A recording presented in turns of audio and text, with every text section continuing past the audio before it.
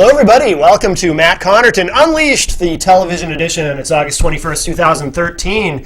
And whether you're watching us live on MPTS or on IPMNation.com, if you go to IPMNation.com/MCUTV, you can not only watch the show, but we have a live chat room. So if you're too shy to call or text, you can always type something in the chat room. And, of course, with me, as always, is Little Mel. Mel's our marketing minion at IPMNation.com and the host of No Boundaries, Monday nights at 10:30 Eastern on IPMNation.com. And we have with us on the phone a gentleman who's been on the live radio edition that we do Saturday nights, but this is his first time on the television edition, all the way from Ohio. We have Matt Nisanoff. Matt, how you doing? Well, hi. Thank you for having me back. Oh, absolutely. It'll be great to talk to you. It's been a few months, I think, and you're currently the field director for the Ohio League of Conservation Voters, correct? That is correct. What does the League of Conservation, and just to be clear, it's not the League of Conservative Voters. That's something very different. It's the League of Conservation Voters. What is that exactly? It's a fair comparison. Yes. Thank you. Yes. We are focused on three particular issues over in Ohio. One is called the Clean Ohio Fund, and that is something that was put together, $400 million that was put together to help with cleaning up brownfields so that new business can be brought into those locations. A portion of it goes to producing parks and bike trails, and another part of it goes to easements for farmland, so that development will not go in. The farmer retains the land to continue to farm, and there's an easement placed on it so that development can't go in there. So we're big fans of the Clean Ohio Fund, and we don't get any money from it. We don't administer the money. We don't get the money. We just think it's a good idea, so we support it. Sure. I'm sorry, go ahead. Big one for us, yeah. What? The next... Oh, no, go ahead, Matt. I'm sorry. I was just going to throw in the other two real quick.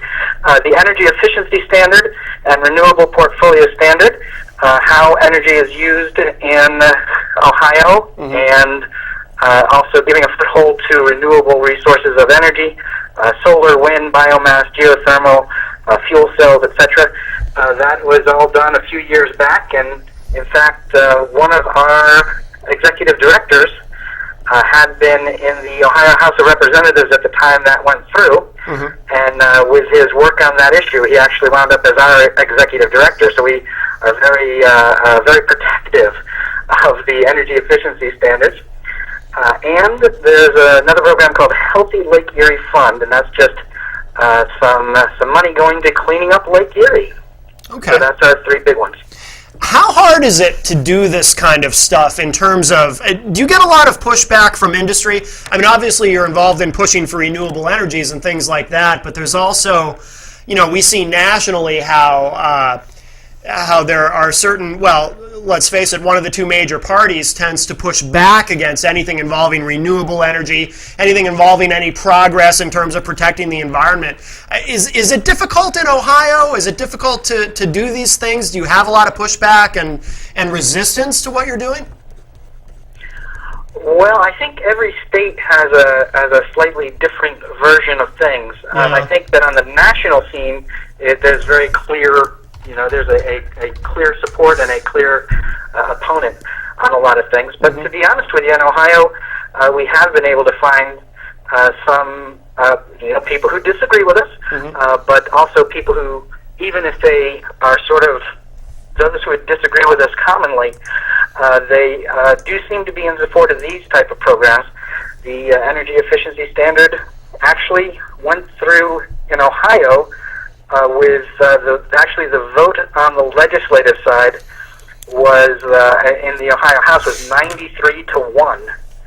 Wow! So it was set up in a way that it created buy-in. People thought, well, this is there's parts of this that really make sense, and with the energy efficiency, at least, it really it helps create so many jobs in Ohio, frankly, that we're achieving multiple goals, and so people who otherwise may not have thought about supporting it, when they saw what was actually happening, they thought, okay, we can agree on this. Sure. I would assume that that's probably a big part of the key in getting people to understand what you're doing and to go along with it, is if you can present it in a way where they understand that these opportunities in terms of renewable energy and all this kind of stuff, it's not about destroying jobs in current existing industry,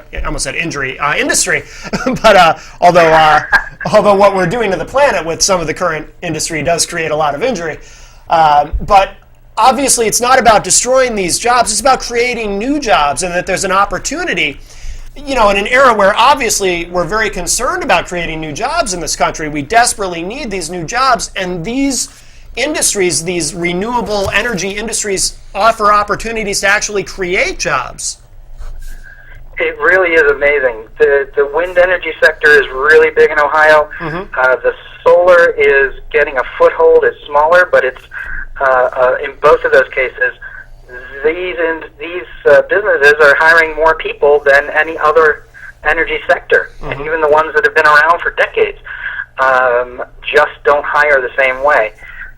When you put together solar panels and you're putting them together in the back of your warehouse, and the front of your warehouse is the business that's selling them to homeowners or commercially or whatever, then you're creating a whole number of jobs. Sure. And there are several solar companies like that I can think of right off the top of my head. Yeah. Down there in Cincinnati and Athens and across the state. So it really is amazing to see the many-fold opportunities, the many-fold jobs that are popping up because of the work that they're doing. How long have you been involved in this? How long have you been part of the League of Conservation Voters? Well, I did. I was with the League of Conservation Voters for a while, but then I came over here to Ohio and started up with the Ohio League of Conservation Voters about just around the turn of the year. Oh, okay. Where are you from originally? Where were you before? Before that, I was in Maryland. Okay. And how long have you been involved in politics? Because you were were you an aide to a state assemblyman in Maryland, or what were you doing there? Yeah, actually, yes, okay. I was actually a couple of them. I worked for two different state reps, and before that, I worked for somebody on the county level on the Montgomery County Council.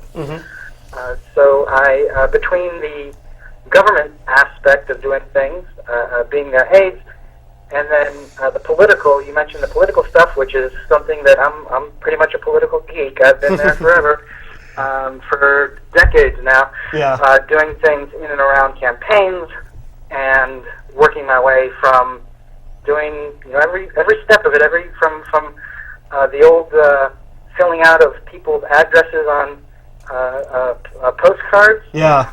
Right up to doing the canvas work and doing the door-to-door work, and then organizing canvassers, and then being a campaign manager. So I've got experience on both sides of that. Yeah. Hey, Matt, I have a question for you. You were talking about solar panels before. What's your opinion on the White House recently putting in solar panels, which were there before, but they were taken out, I think, during the Reagan era? That's absolutely true. Yeah, hey, Mel, that's absolutely right. They were put in under President Carter. President Reagan removed them, and as you point out, President Obama has just reinstalled them. I think that, first of all, I think it's just a good idea.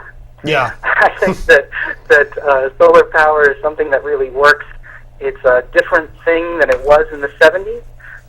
It's more efficient, and it's gotten into the they've worked out what needs to happen to make it work really well. So first of all, I think it's just a smart decision. Yeah. I think that he'll wind up having, we, the people, as we pay for it, the White House, we will have lower energy bills coming from the White House. Sure.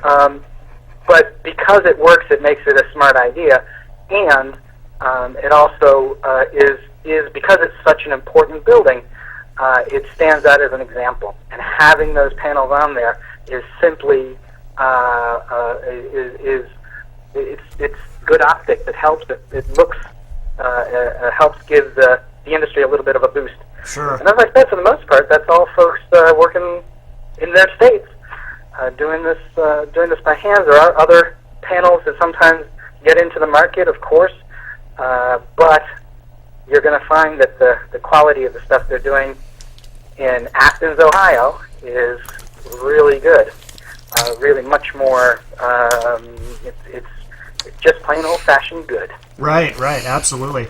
What are some of are there any misconceptions that you run into on a consistent basis, Matt, about these issues that you find yourself consistently having to dispel? I mean, obviously, being in politics, I'm sure a lot of people come at you with objections to doing this or that in terms of the environment and conservation, that you have to kind of say, well, actually, it doesn't work that way. These are the facts. I mean, are there any specific misconceptions that you run into on a consistent basis?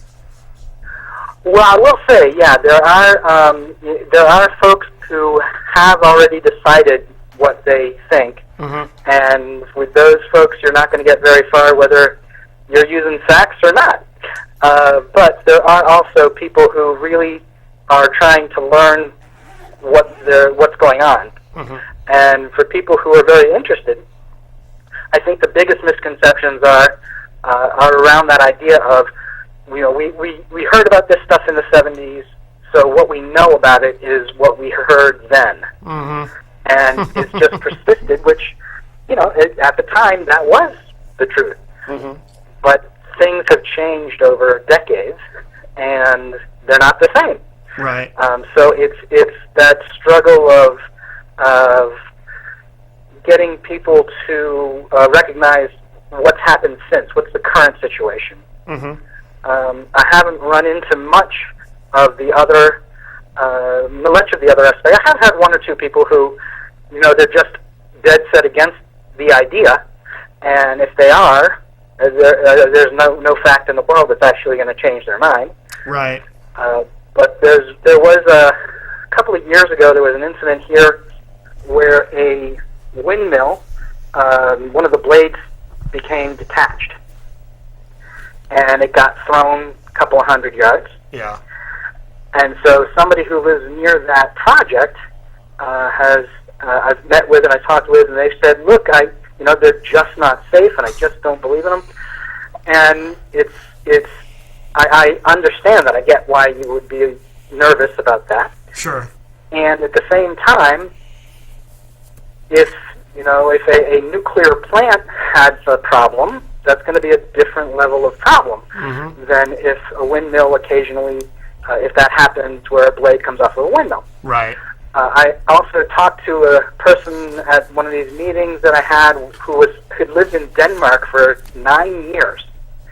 And a young guy, he'd moved to Denmark because he got married and moved with her to Denmark, and then they came back just recently. And so I was asking him, what was your experience? What happened there? Tell me more. And he said, well, we do have, windmills everywhere. They're a very common source, and they work well. And so I said, well, what about the blades? Sometimes blades come dislodged, and what happens then? And he said, well, let's see, over 9 years, I did hear of it happening once. Yeah. Yeah. So I think that, that's just a maintenance question, really. Yeah. And so, but it's. I wish I'd heard that before I talked to her, the lady who had been near the actual incident in Ohio, because it would also be good to be able to say, look, this could happen. It's certainly regretful when it does happen, and not to make light of it when it does. But it also is not something that's commonplace, and these things are pretty safe. Right. I mean, if we were to apply the logic of some people, and some people will, they'll take an isolated incident like that and say, see, this means the whole thing is bad and we can't have that. And obviously, if we were to apply that logic to everything, we couldn't have planes because, the occasional rare plane crash would mean that, well, obviously planes aren't safe, so we couldn't have cars. We wouldn't be able to have cars, we wouldn't be able to have anything. Yeah, I get frustrated, and I'm sure you do too, for example, with the climate change deniers who will take anything. I mean, I've seen, I don't often expose myself to him, but I've seen Sean Hannity on Fox News on a snowy day say, hey, anyone look outside today? Huh, so much for global warming, huh? You know what I mean? And it's like they don't, they'll take anything just to deny it. I'm curious, Matt. It seems to me that at the national level, and I'm wondering if this is also the case statewide in Ohio, is there a segment of people, of Republicans specifically, because I've never known any climate change deniers who are Democrats or who are anti-environment. It seems to be a Republican thing. But do you run into folks who sort of believe or propagate the idea that it's some sort of international global conspiracy, that climate change itself is a myth and that there is no such thing, and that a snowstorm proves it? And of course they don't even get that extreme weather is a product of climate change. They think it disproves it. I think the whole reason we stopped using the phrase global warming and started using climate change is because these people don't understand that, climate change will cause a severe snowstorm, or it may be a byproduct of it. But, I mean, do you run into that at the state level where there's just climate change deniers who you wonder, does it have something to do with maybe who contributes to their campaigns? Maybe they don't really believe that there is no such thing as climate change, but their campaign contributors, big oil and companies like that, need them to believe that. Do you find that at the state level? I think there is that at the state level as well. I will not speak to so much to the motive of it, because I don't know it, not having asked them. Right. Or not having learned more about it. But I will say that there are some folks who will come out and make very strong statements against it, and as you point out, a lot of times it's not something that's based so much on the science as it is either it's a popular idea or someone that they want to impress feels that same way. So you do hear things like that. You do hear things like the United Nations tie-in, which is there's a talking to some farmers about part of the Clean Ohio plan about the easement. There is some concern by one of the people about how this was really under the United Nations, what's called the Agenda 21. Yes. Which, my understanding is this is a conspiracy theory type setup, and he really, the person who said it really seemed to believe that there was a problem. Now, fortunately, in that case, there were a room full of farmers, and a room full of farmers who had had a good understanding of what the program was that we were talking about, and they were able to kind of say to the guy, in a very nice way, but they kind of said to him that, that's not the case. I don't know what that is, and I do know this program, and I do know that it's not some sort of conspiracy, and nobody's, it's no greater organization trying to take over anything. It's just something that actually helps us out. So in that case, it's always helpful to have folks in the room who know what they're talking about. Yeah, exactly. Does it concern you, Matt, that I noticed during the 2012 presidential cycle, for example, during the debates with Obama and Romney, I don't think we heard a word about climate change or environmental initiatives during those debates, at least not that I can remember. Does it bother you that Obama doesn't seem to talk more? Well, he really doesn't. I don't hear much from him about this stuff. Occasionally, but not much. Does that concern you? I don't think that's as big a concern to me as what's going to go on with what actions are going to follow. I'm not, I can understand where you're gonna say things, particularly during an election. You're going to attempt to appeal to your base and to your certain segments of the population, that kind of thing. Yeah. So I'm not distressed by that. Yeah. And at the same time, I do think that what he said at the State of the Union and what he said in other speeches indicates sort of the place I'd like to see him go. Yeah. So I'm encouraged by that when I hear it, and I'm really happy when I actually see things happening that support that. Yeah. So, like I think the new EPA head I think that was a really important step in the right direction. So I don't expect, to be honest with you, I don't expect anything major in one big foul swoop. Sure. I kind of expect government to act as it does, which is incrementally. Yeah. But I do also think that that means it's even more important that people get involved with this, with these issues. Or as a general statement, I'd say for any issue that you support, what's really important is helping give it direction, helping giving the issue direction by being involved. Right. So just as I wouldn't say, he's going to do everything we want in the next year, I think what we need to say is we need to push for everything in the next year.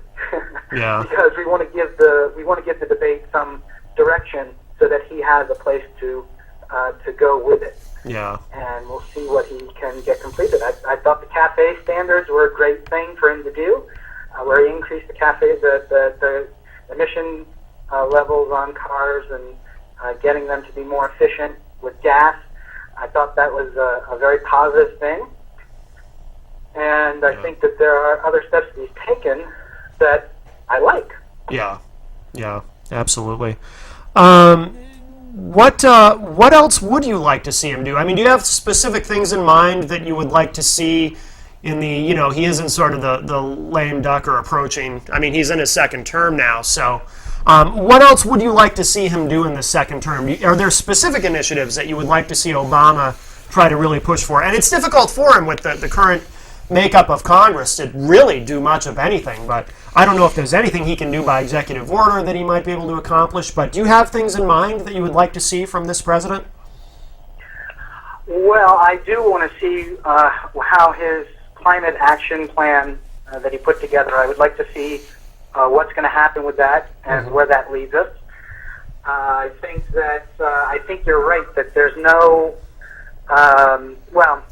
there's legislatively it may be very difficult for him to get things done just because of, as you point out, the way things are right now politically. Yeah. It's a different thing than in the past when there have been lame ducks.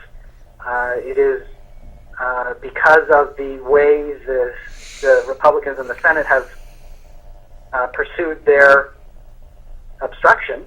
Yeah. There's something that's very serious there, and with the Republicans in control of the House, they're going to sort of plug things up as best they can, legislatively speaking. And so I think you're right. It's not going to be a legislative thing. It will have to come through things like executive orders, through how regulations are put together in the departments. I remember the departments are all under the executive branch, so the way they pursue regulations can be a step in how things will be done. It will help guide things. So it will be interesting to see what regulations come down the road, and then just in the larger picture, then he's going to have to look more at foreign policy issues because of the way things are.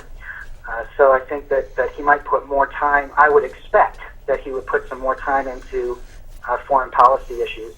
But of the ones that are domestic, I want to see how the climate action plan happens. And I'd like to see what's going to happen with now that we have a new form of the Farm Bill. I'd like to see what can be done to handle or address those concerns that came up through that process. The decoupling of it from food stamps, etc. Yeah.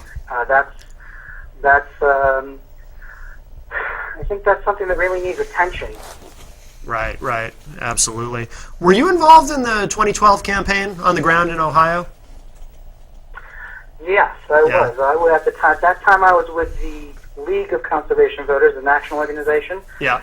And we were involved in reaching out to LCV members in the state of Ohio and promoting action in campaigns. Yeah, that must have been exciting. Ohio's, I would imagine, an exciting place to be ever since what we saw unfold in 2004 around Cuyahoga County. Ohio ever since then has certainly been, I mean, not that it hadn't been before, but especially regarded as such a critical state in terms of electoral politics in the presidential election. So that must have been an exciting place to be at that time. When did you go to Ohio? How long have you been there? Well, actually, I lived here in 2000, around 2006, 2008. Okay. For a couple of years, and then left and traveled, wound up coming back just around that midpoint in 2011 for the campaign work. Oh, fantastic! So you were there for '08 as well. Yes, actually. Yeah. Excellent. That must have been pretty exciting too. What do you see? And we'll let you go in a couple minutes, Matt. But I do want to ask you, because I've just been kind of asking everybody. I mean, I know it seems so early. It's only 2013, but what do you think for 2016, the presidential election? I feel like Hillary Clinton's already clinched the nomination. I'm curious what you think.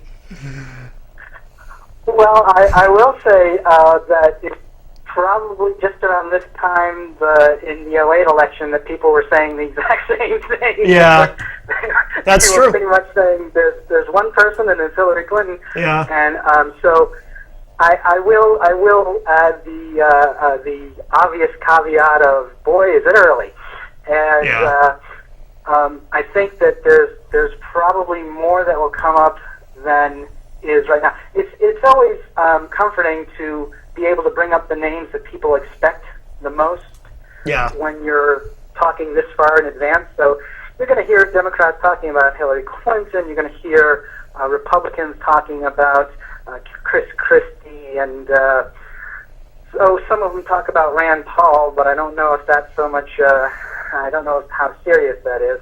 Right. Yeah. And then some of the other guys who are sort of the second tier.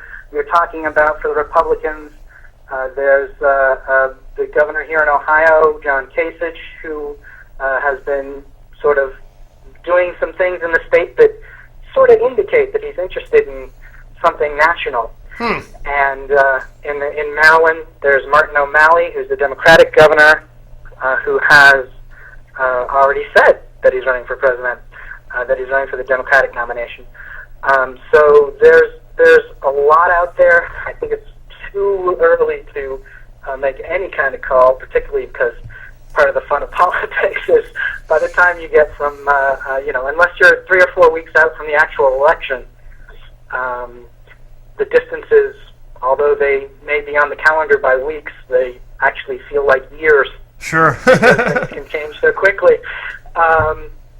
So I would not handicap the race yet, and say that there'll be a lot more fun there'll be a lot more fun to be had with a group of different candidates.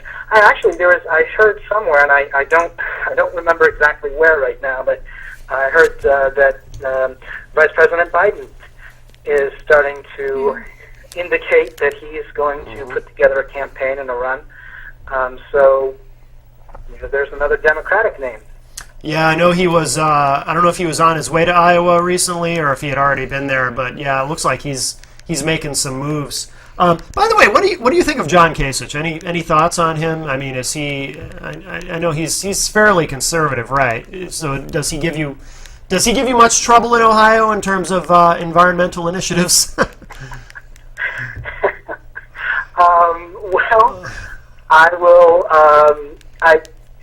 I won't say it's troubles. I will say that, for instance, on our big issue, the Clean Ohio Fund, it was a little bit of both. I mean, he when it was passed by the legislature, he did include it in the budget and didn't block it, which he could have. Mm-hmm. So we were, that was a good thing. Very happy about that. Yeah, no, that is good. But at the same time, initially he did not include it in the operating budget that he submitted to the legislature. So in other words, instead of saying, this is my program that I'm bringing you and adding in with the rest of everything for you to consider, the legislature had to go back and say, no, this is a program that we want to see that's not in there, so we're putting it in. Yeah. So it would be one step easier for this kind of thing if the governor were to step up and put it in initially. Right, absolutely. Matt, before we let you go, do you have any kind of a blog or anything online that we should know about if people want to get in touch with you or keep up on what you're doing there in Ohio? Well, we do have our organizational website. That's ohioconservation.org. Okay. And is there... I'm sorry, go ahead. I was just going to say there is a blog portion on that, and I'll put things up there. And excellent. We'd certainly love to have anyone come on by and see the website. And I'll throw in one other thing real quick, promotion-wise. We have a big event coming up in support of the Clean Ohio Fund. We're calling it the Ride for Clean Ohio. It's a free event, a free bike ride in 2 different parks going on the same day at the same time. They will be in Columbus and in Springfield. Okay. And they will be on Saturday, September 7th at 9 a.m. And anyone who'd like to know more about it, they can certainly there's a link from the website that I just mentioned, and there's also on Facebook. If you go and just type in Ride for Clean Ohio, you'll get all of the details. That's where we've been putting all the information. Okay, excellent. Well, Matt Nizanoff, thank you very much for joining us here today. This has been really, really interesting, and obviously, things like the environment and climate change, which are important to some of us. these will be ongoing topics of discussion, no doubt. So we'll have to have you back on again soon. Wonderful. Always a pleasure. Thank you so much for letting me say hello to everyone. Absolutely. All right. Thanks, Matt. Have a great day. You too. Bye. Okay. Bye-bye. So that was Matt Nizanoff, I'm sorry. He's a field director for the League of Conservation Voters in Ohio. And, oops. I always do that. There we go. Something too I was just, I hadn't thought to mention until just now. There is this divide in this country where certainly not all Republicans, but a lot of Republicans, probably most Republicans, are climate change deniers. They talk about it like it's some weird global conspiracy, even though something like 97% of scientists agree that climate change is happening, that it's happening at a rapid rate, more rapidly than anyone thought. 80 years from now, the oceans will be another 3 feet high. So there's big changes happening. The polar ice caps are melting, and some of the extreme weather that we've seen over the past several years is probably attributable to climate change. So this is serious stuff. I absolutely cringe when I see Republicans on television talking as though they somehow know more about science than scientists do. I actually find it kind of embarrassing. Kind of like they know more about economics than economists do. Yes, absolutely. And it hasn't always been this way. There was a time, John McCain leaps to mind. He's someone who in the past has expressed concern about the environment. I don't remember exactly when it was. It seems like it was probably 7 or 8 years ago. But I actually saw a debate once on C-SPAN. And yes, I'm enough of a political geek. I will occasionally turn on C-SPAN. And they had a debate, sort of a debate, between John Kerry and Newt Gingrich. And it was very informal. They were standing at podiums, but it was more like a back and forth discussion in front of a small group of people. And the debate was about climate change, and this is what was interesting, and you would not see this happen now. And again, keep in mind, this was 7 or 8 years ago, maybe even 10 years ago. The debate was not about whether or not climate change is real, because one would assume a debate between John Kerry and Newt Gingrich about climate change, you would have Kerry saying, yes, it's real, and Newt being a Republican, a conservative Republican, he would be a climate change denier. But again, keeping in mind when this was, that's not what the debate was about. The debate was about what to do about climate change, because there was a time before it became politically inexpedient for him to be so. There was a time when Newt Gingrich was actually in favor of doing something about climate change and believed, because Gingrich is a very smart guy. Look, I don't agree with him politically on a lot of things. He's very conservative. But the dude is smart. I would never deny his intellect, and I respect him for his intellect. I disagree with him on many, many things. But Newt Gingrich agreed with, science at that time that climate change was real. So the debate was about what to do about it. John Kerry, being the liberal, wanted more government-based solutions, wanted the government to really take a lead in slowing down climate change, or I think at that point we were still referring to it as global warming. And Newt Gingrich, as a conservative Republican, was arguing for more market-based approaches. Let the free market solve it. Try to keep the government's involvement in solving it to a minimum. And let the free market handle it. That was his idea. So that's really what the debate was about. There was no question about whether or not climate change was real. Now, of course, when Newt Gingrich ran for president in 2012 to attempt to capture the nomination, he all of a sudden no longer believed in climate change, bought into this idea that it's all some global conspiracy and all that. I don't believe for a second that Newt Gingrich now does not believe in climate change. I believe Newt Gingrich said, well, if I'm going to appeal to the conservative Republican base, I have to believe that there is no such thing as climate change, because I have to now not believe in science. So I can't believe in climate change, I can't believe in evolution, all this stuff. Which disappointed me because, again, even though I don't agree with him politically on a lot of things, I regard him as a very, very smart guy. I would put him in a class of what I call intellectual Republicans. But he, again, he just completely flip-flopped on that, and it's pretty obvious and transparent why he did so. Michael Savage, who is a conservative talk show host, who is very entertaining, by the way.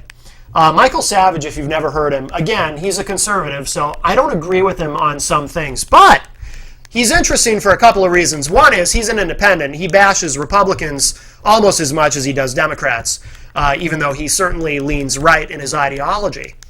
But one of the things that's interesting about Michael Savage that I have heard him speak about, and it's been a while since I've heard him on the radio. He's, I think, one of the most heavily syndicated talk show hosts out there. I haven't caught his show in a long time. So I don't know if he's changed his own view on this, but he used to be very pro-environment. And I heard him say on more than one occasion that one of the things that frustrated him about the Republican Party, his own party, was the lack of interest in environmental issues. And he didn't understand how, as conservatives, his own party could be so uninterested in conserving the environment. He thought that conservatives should be conservationists. And I know Michael Savage also, he cares very deeply about animal rights, protecting wildlife, protecting endangered species. He's very into that stuff, all that stuff that is very un-Republican in the modern era. But I remember him talking and getting kind of emotional about it. He said he didn't understand how conservatives could not care about conserving the environment and how important the environment was to him personally and how it should be important to everyone. So not all conservatives, not all Republicans are anti-environment. I do think, too, that some of them, though, I think some of them, a lot of conservative voters, I think, are easily fooled by their party leaders at the national level. Look, it's really obvious to me why Republicans at the national level don't want to, don't want to give in, so to speak, to any kind of environmental initiatives, anything to deal with climate change.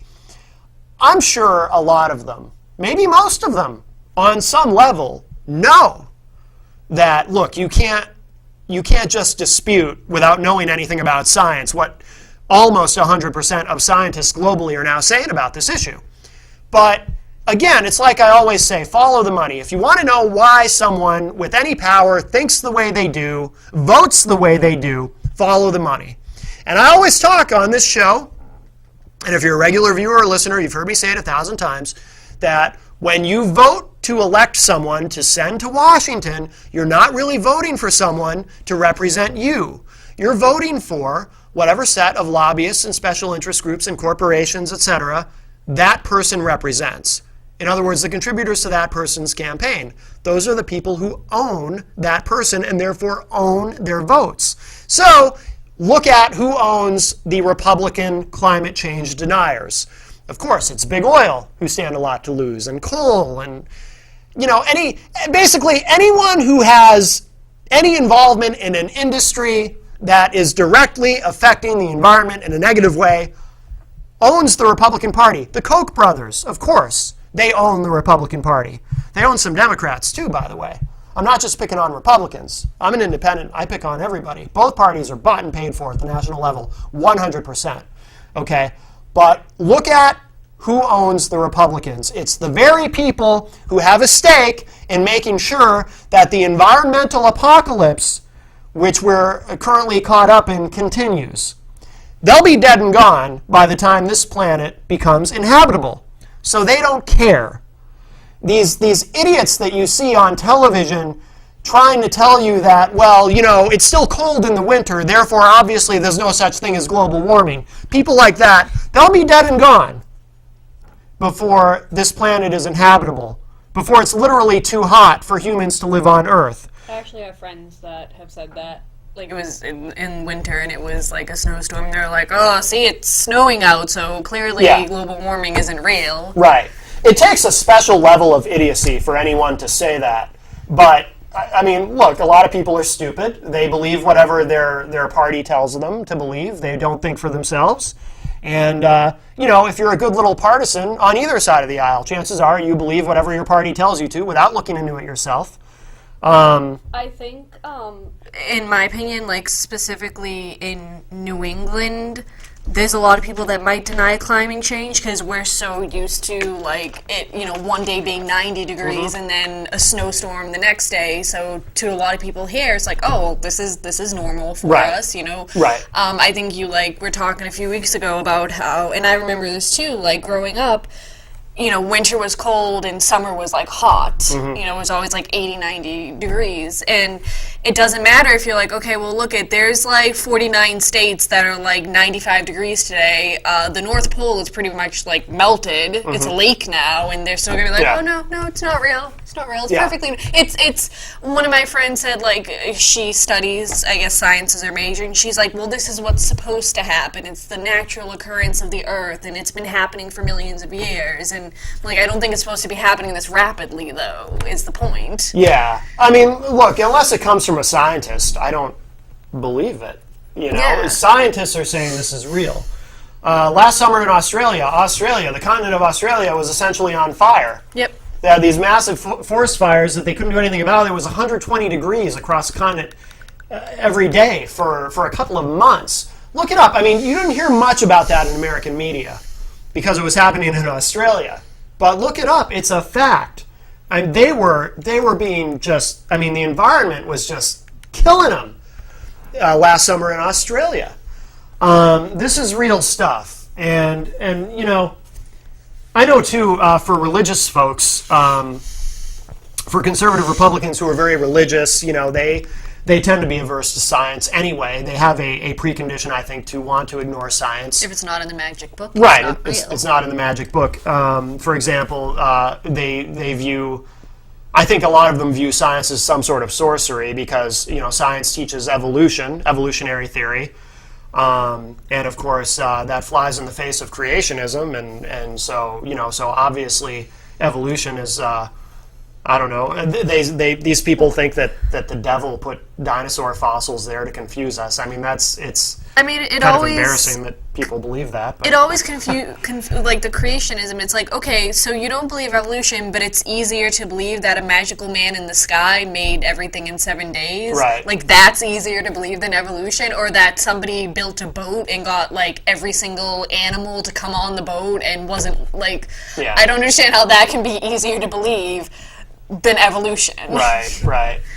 And I'm not making an argument for atheism. You can, you can actually believe in both God and science. Look, I was raised Catholic, and I don't. I've since rejected Catholicism, but because I'm really not a fan of an organization that aids and abets child molesters.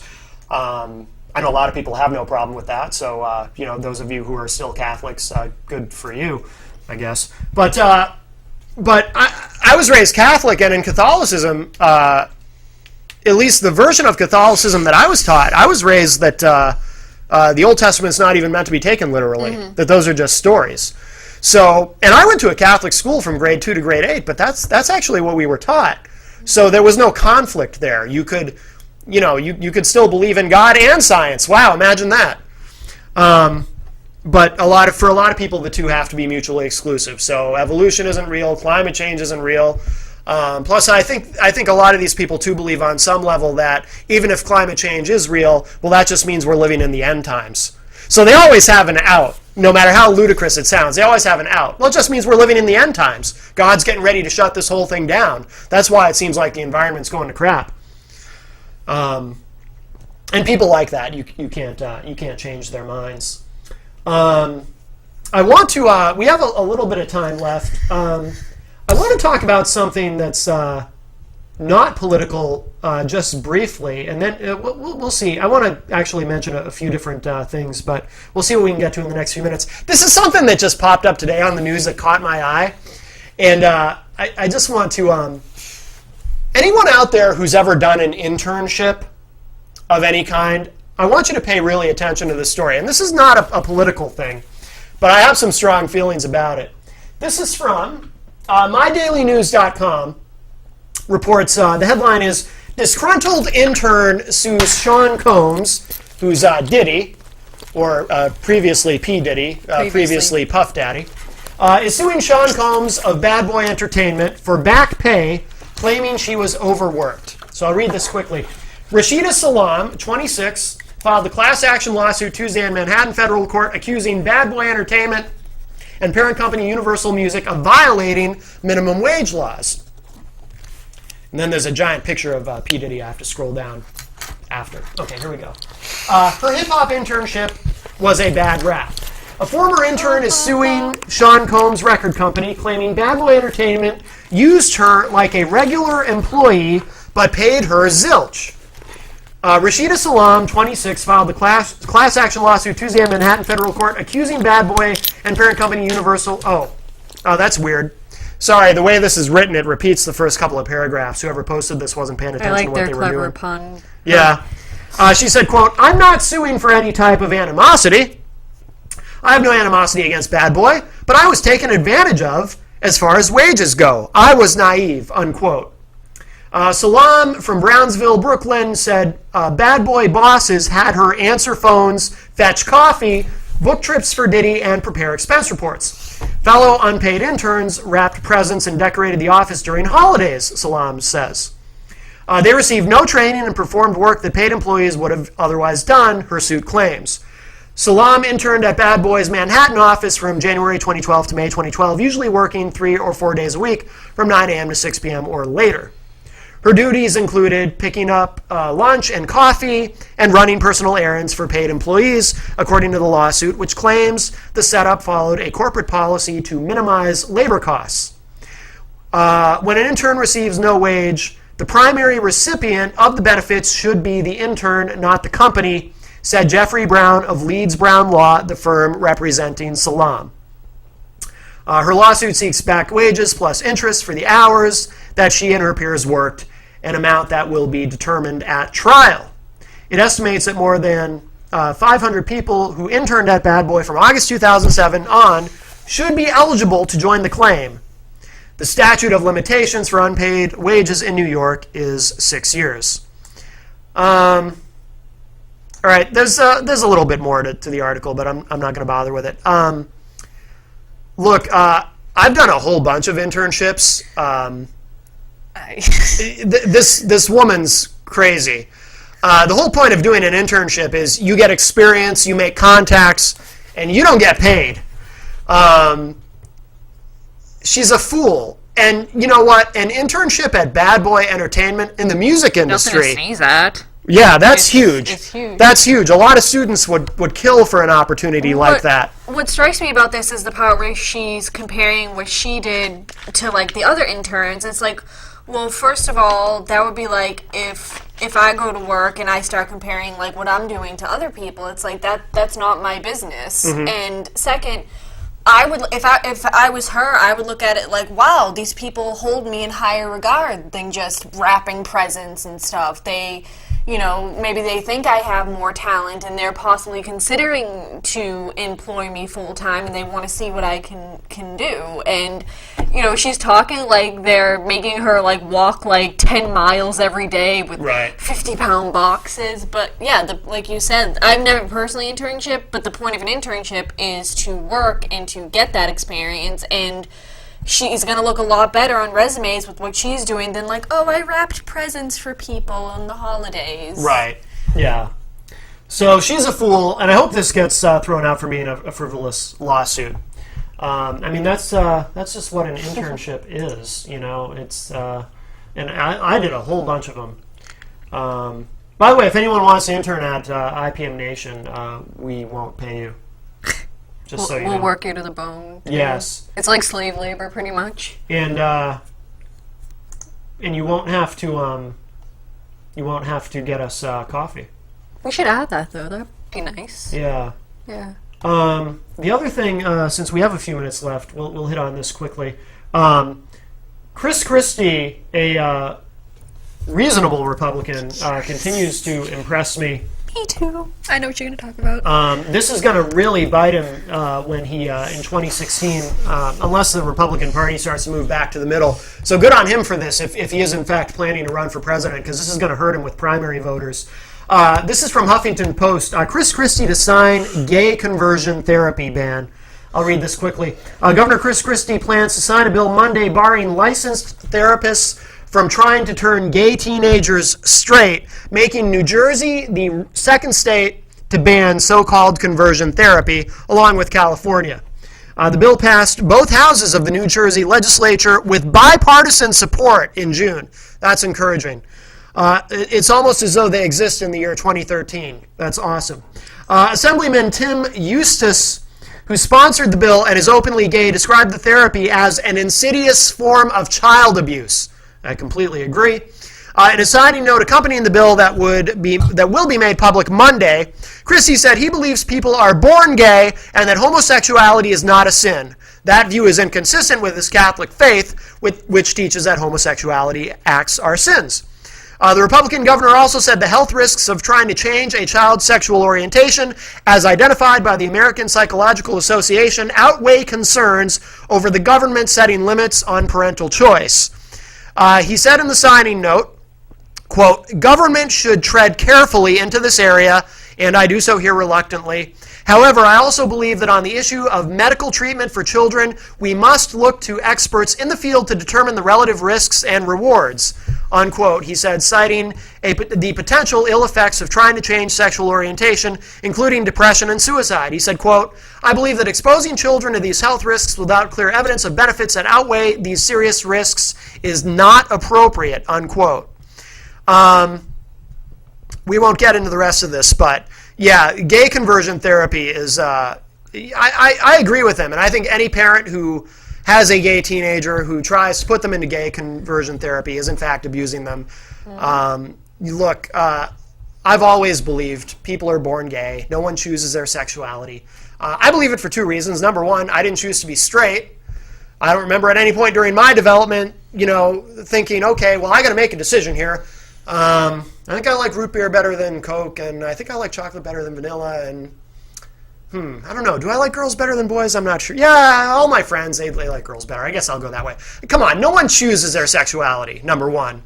Number two, I believe that gay people are born gay because that's what they tell me. And I figure they're the experts. I've never been gay, so what do I know about it? So if a gay person says, no, I didn't choose this, I was born gay, I'm going to believe them.